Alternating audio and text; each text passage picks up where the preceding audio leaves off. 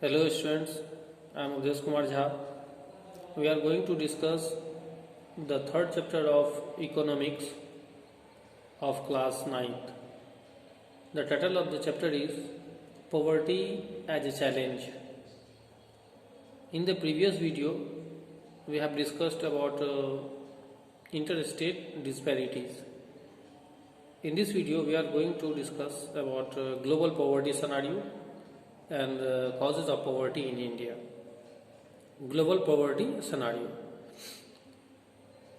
Although extreme economic poverty has reduced in the world from 43% in 1990 to 22% in 2008 as per the World Bank. Still, there are vast regional differences. The proportion of people living under poverty in different countries is defined by the International Poverty Line. Economic poverty defined by the World Bank as living on less than $1.90 per day. It was $1.25 earlier, and now it is $1.90 per day. In Southeast Asia and China, there is a decline in poverty due to rapid economic growth and massive investment in human resource development.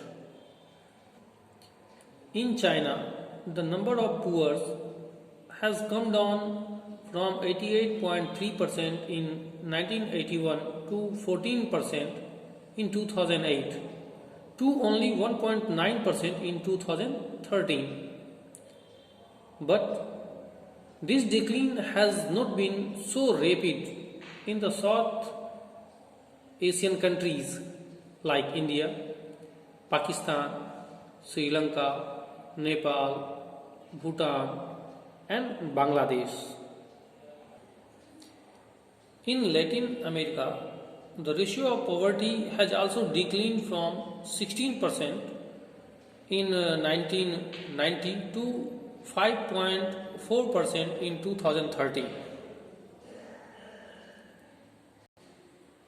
In sub-Saharan African country, Sub-Saharan Africa, poverty has declined from 54% in 1990 to 41% in 2013. Since 1981, due to successive droughts and other regions.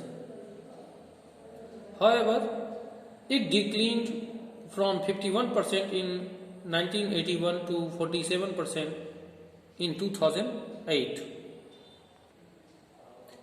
It is seen that poverty has also resurfaced in some of the former socialist countries like Russia, where officially it was non-existent earlier.